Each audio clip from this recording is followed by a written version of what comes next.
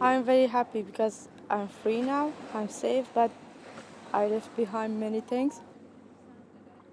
Across Britain, Afghans airlifted out of Kabul are coming out of quarantine hotels, like this one on the riverside in Greenwich. For Banashfa Yaqubi and her husband Mehdi, this is the first experience of their new home outside isolation. You made it. Mehdi, we are here. You made it. You made it.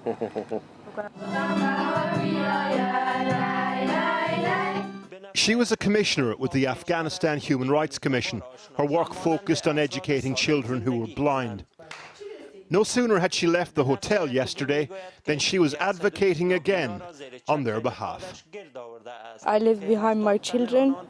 I leave behind persons with disability, my nation. I want to use from this freedom, I want to use from this space to help my people, to be their voice. Banashfa has spent decades campaigning for people with disabilities in Afghanistan, has received aid money from the US. So, as the Taliban approached Kabul over 2 weeks ago, herself and her husband went into hiding. She felt like a target on many levels.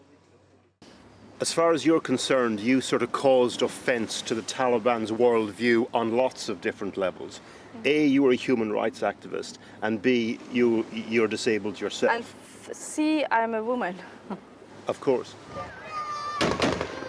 They spent days hiding out in Kabul as it fell to the Taliban. Snuck out just 3 times to join the crush at the airport.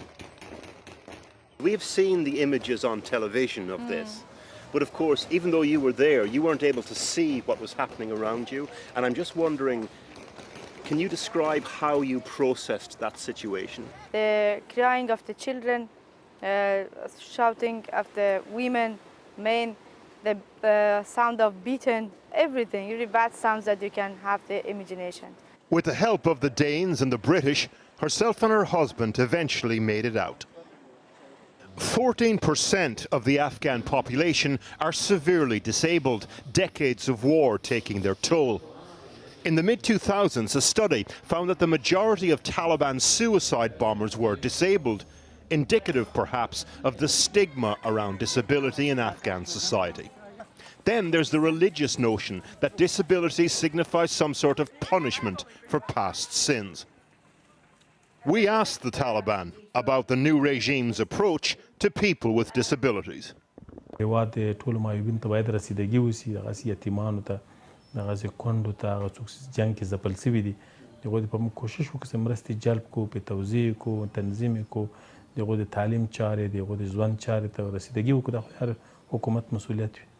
Banafsha, as you'd expect, needs some convincing.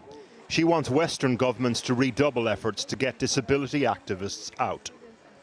Her final thought, not just that of the campaigner whose work feels undermined, that of the refugee who left home because what else could she do?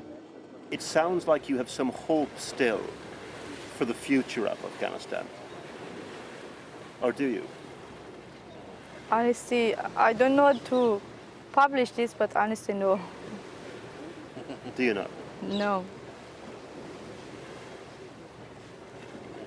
There is no hope.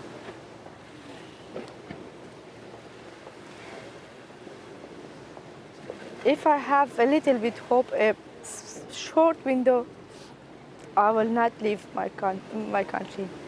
I would stay there. Nowadays, there is no hope.